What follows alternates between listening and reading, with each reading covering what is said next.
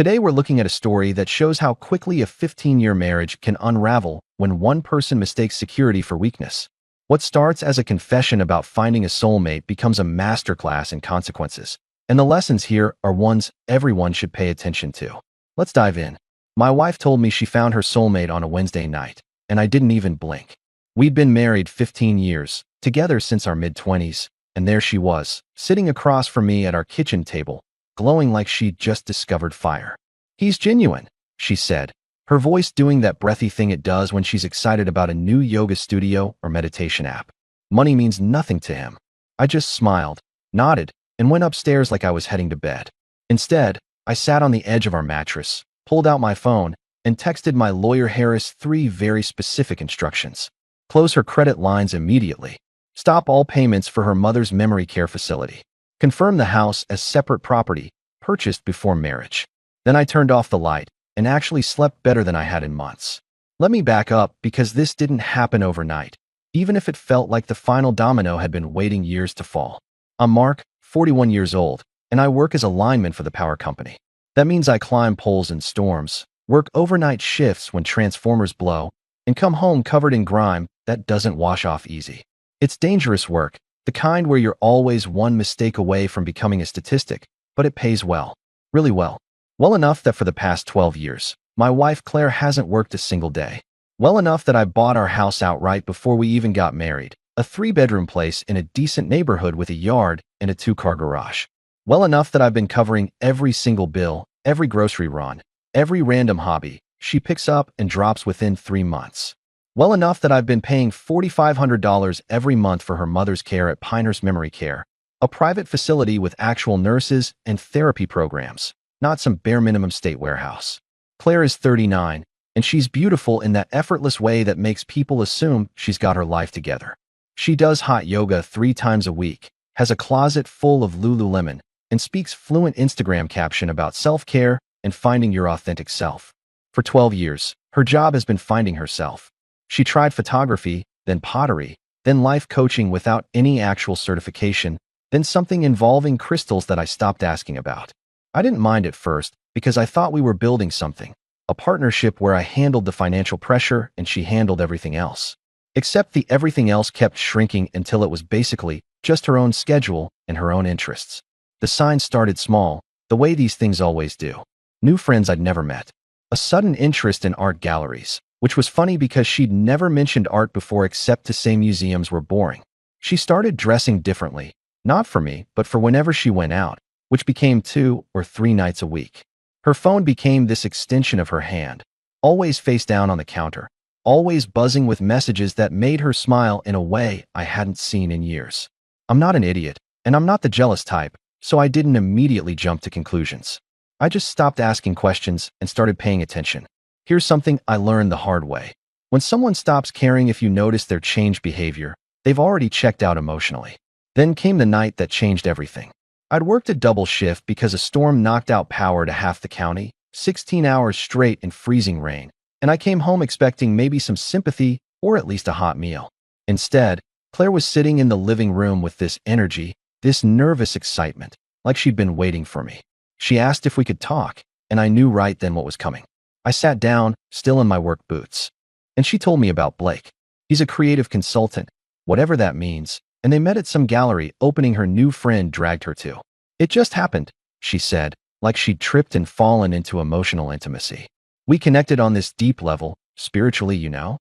I didn't know, but I nodded. She kept going, talking about how Blake understands her, how he's genuine and authentic, and all these words that basically meant he wasn't me. Money means nothing to him, she said again, like that was supposed to impress me.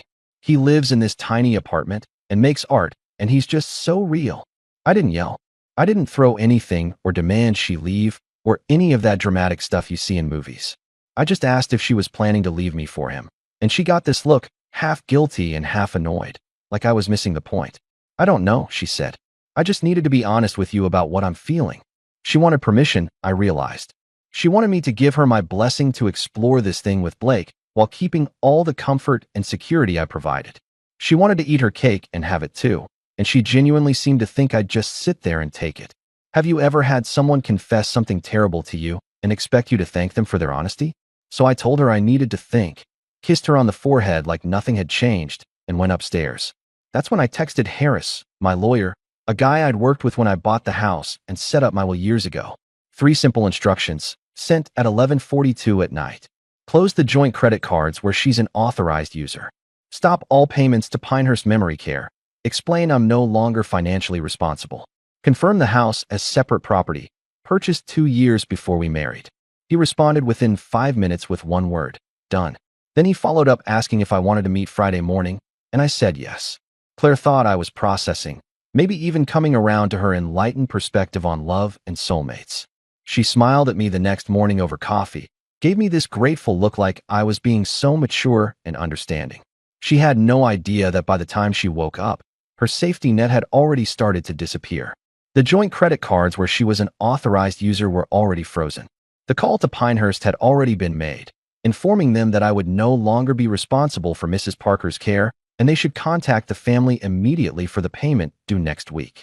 The house she'd been living in rent-free for over a decade was legally confirmed as mine and mine alone, purchased 2 years before we even got married. I went to work that morning like it was any other day, climbed poles, fixed lines, came home exhausted. Claire was out, probably with Blake, probably feeling like she'd finally broken free from whatever cage she'd imagined our marriage to be. I made myself dinner, watched some TV, and went to bed early. Friday was going to be interesting, and I wanted to be rested for it. She thought she'd found her soulmate, someone genuine who didn't care about money. That was about to be tested in ways she couldn't possibly imagine. Because when you spend 12 years not working and not building anything of your own, money suddenly matters a whole lot.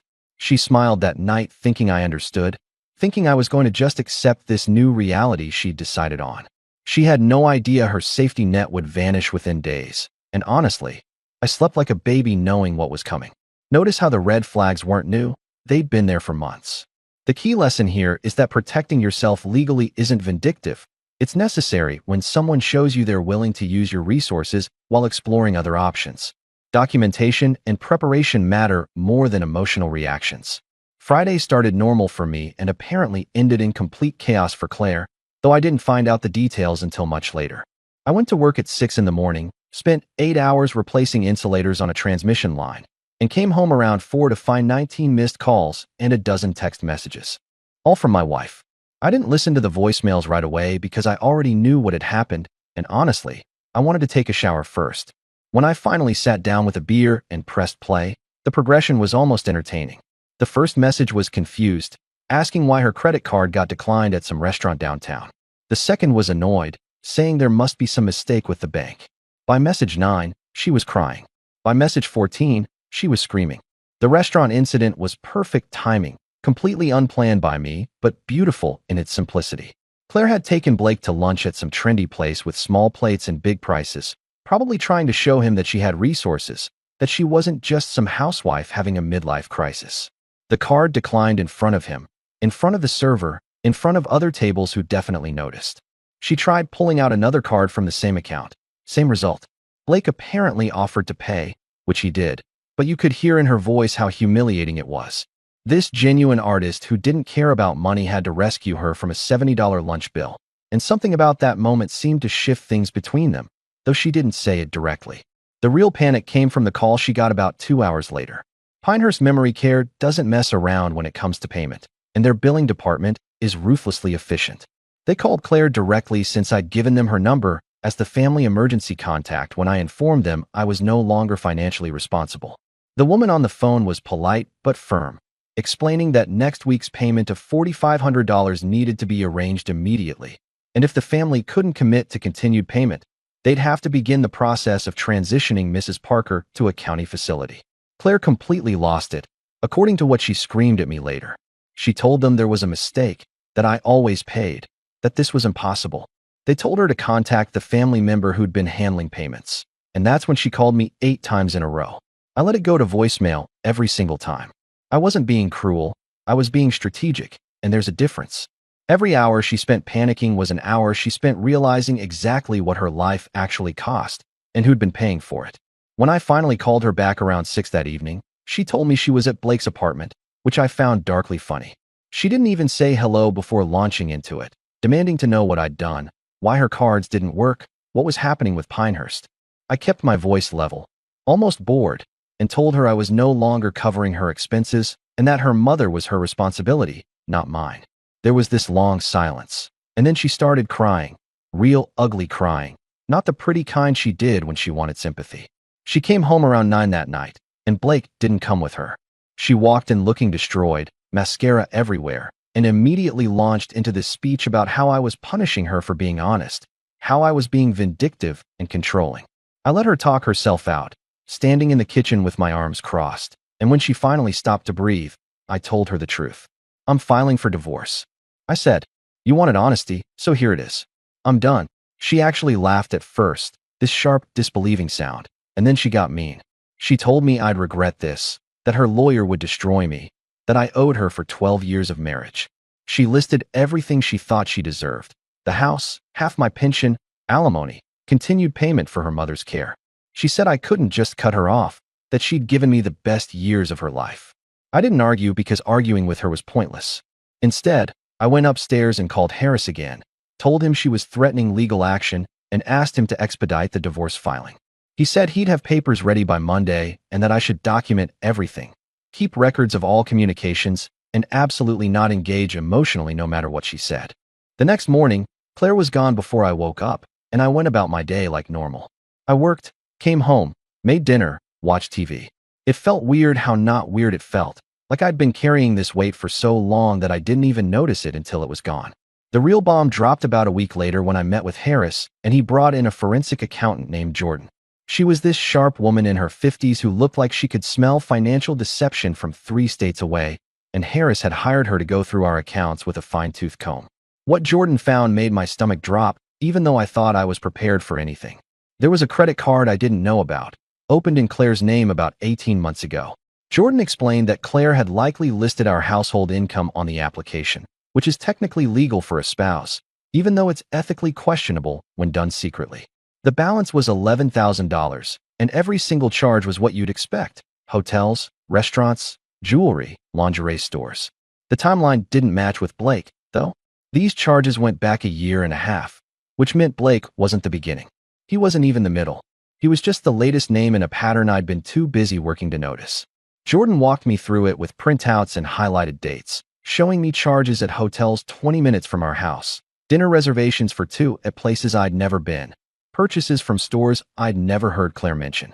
She explained that the spending patterns suggested multiple relationships over an extended period, with the charges changing every few months in terms of price points and locations, but maintaining a consistent pattern of deception.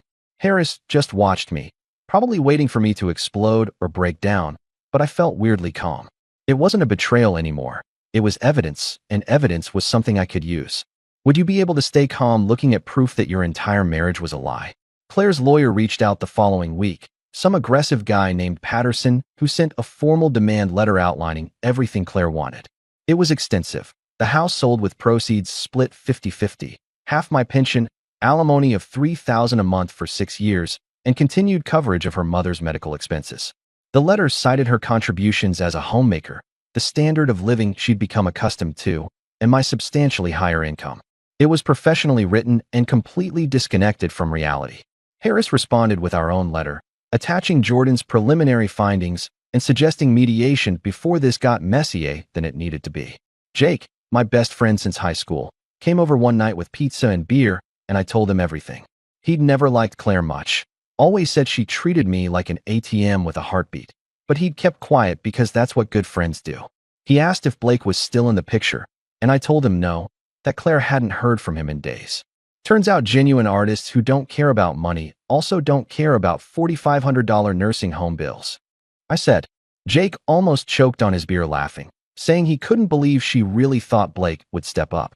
I just shrugged and told him she'd thought a lot of things that didn't match reality. The mediation was scheduled for 3 weeks out, which gave Jordan time to complete her full forensic analysis.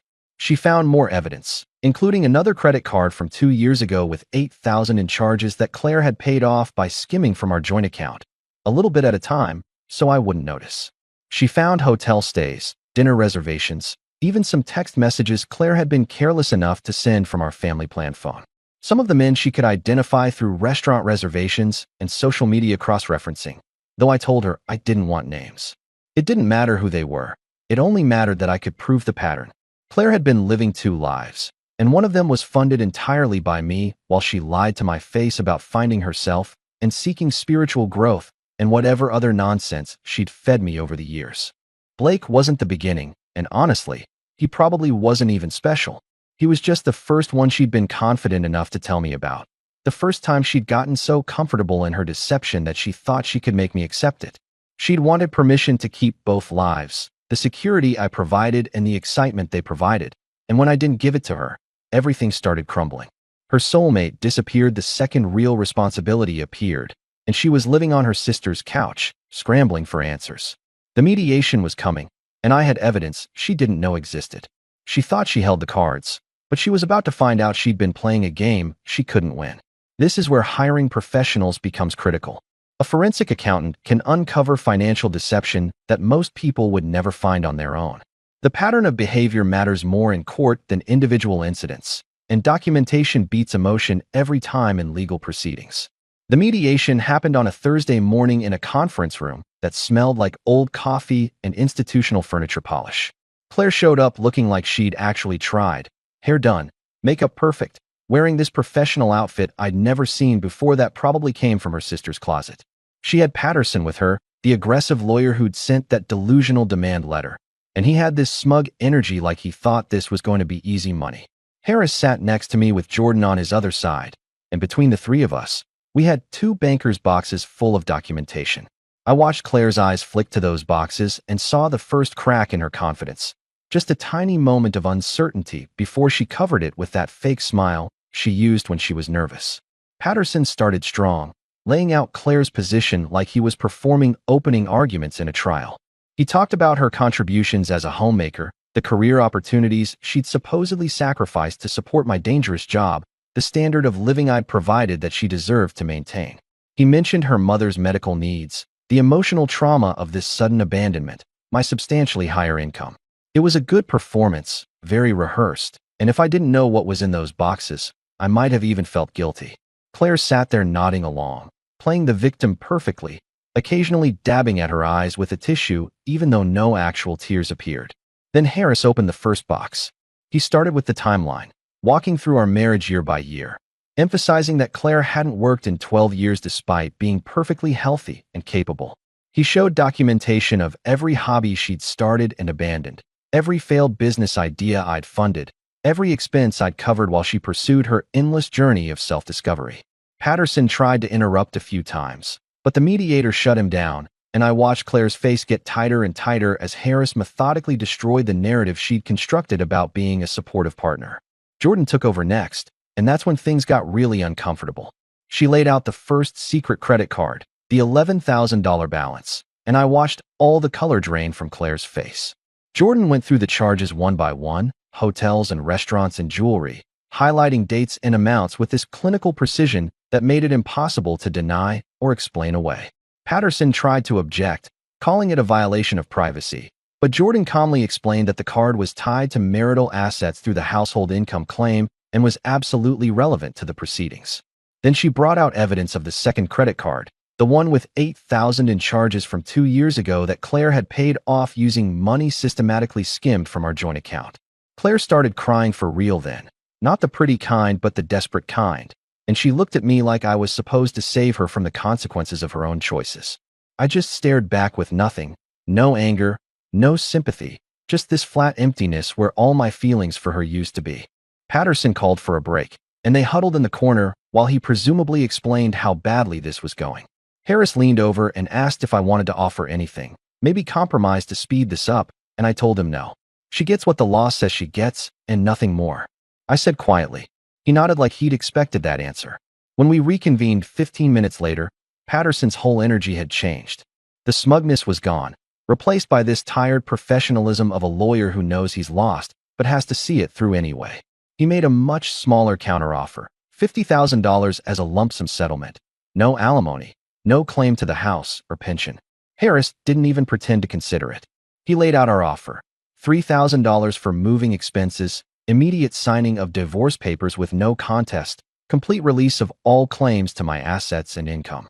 Claire actually gasped out loud, and Patterson looked like he wanted to argue, but Jordan wasn't finished yet. She pulled out the final piece of evidence, a comprehensive timeline she'd constructed showing at least 4 different relationships over the past 2 years, cross-referenced with credit card charges, social media activity, and even some text messages Claire had carelessly sent from our family plan phone. Jordan explained that this pattern of ongoing infidelity, combined with the financial deception and the fact that the house was separate property purchased before marriage, meant that in our state, Claire had virtually no legal claim to anything beyond what I was offering. Patterson looked at the documents, looked at his client, and I actually saw him deflate in his chair. He asked for another break, and this time when they huddled, I could see him basically telling her it was over and she needed to take the deal.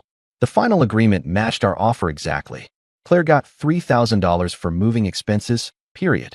No alimony, no property claims, nothing else. She had to sign a complete release and agree to handle all her own debts, including those secret credit cards. The mediator drew up the paperwork right there, and I watched Claire sign it with shaking hands, tears dripping onto the pages and smudging the ink slightly. Patterson packed up quickly, probably eager to get away from this disaster of a case. And Claire just sat there for a minute after they left, staring at nothing. I stood up to go, and she finally looked at me. "Mark," she said, her voice cracking. I stopped but didn't turn around. She asked if we could talk privately, just the two of us, and I told her there was nothing left to say. Harris touched my arm, and we walked out together, leaving her sitting in that conference room with all her choices and consequences laid out in front of her. The divorce was finalized 6 weeks later, quick and clean because there was nothing left to fight about.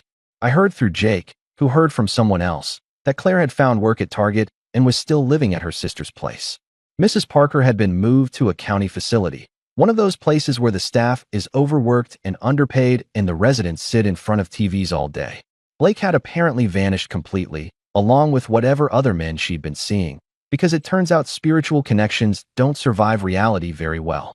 I changed the locks on the house, not because I thought she'd try anything, but because it felt symbolic, like closing a door that should have been closed years ago. One Saturday afternoon, about 2 months after everything was finalized, I was in the garage organizing tools when someone knocked on the front door. It was Claire, looking smaller somehow, tired in a way that makeup couldn't hide anymore. She asked if she could come in, and I stepped outside instead, closing the door firmly behind me. She said she'd been doing a lot of thinking, that she'd made terrible mistakes, that maybe we could try again and work things out. "I'm different now," she said, her voice taking on that pleading quality I'd never heard from her before. I understand what I had, what I threw away. I just looked at her for a long moment. Really looked at her, and then I told her the truth she needed to hear. "You're not sorry for what you did," I said calmly. "You're sorry it didn't work out the way you wanted." She tried to argue, started to explain, but I held up my hand and told her it was time for her to leave. She stood there for another minute like she was waiting for me to change my mind, and when I didn't, she finally walked back to her beat-up car and drove away. I went back inside and the house was quiet, really quiet, but for the first time in years, it didn't feel empty. I made dinner for myself, watched a game on TV, went to bed early because I had an early shift the next morning. My life looked almost exactly the same from the outside. Same job, same house, same basic routine. But something fundamental had shifted. I wasn't carrying anyone else's weight anymore, wasn't funding anyone else's fantasies or paying for anyone else's mistakes or pretending not to notice signs I absolutely noticed. She'd chased what she thought was a deeper connection, a soulmate, something more real than what we had, and she'd lost everything in the process.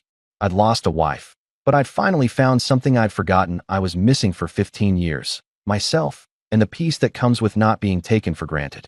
The biggest takeaway from this story is understanding the difference between reacting emotionally and responding strategically. Financial independence, proper documentation, and professional legal help make all the difference when a relationship ends.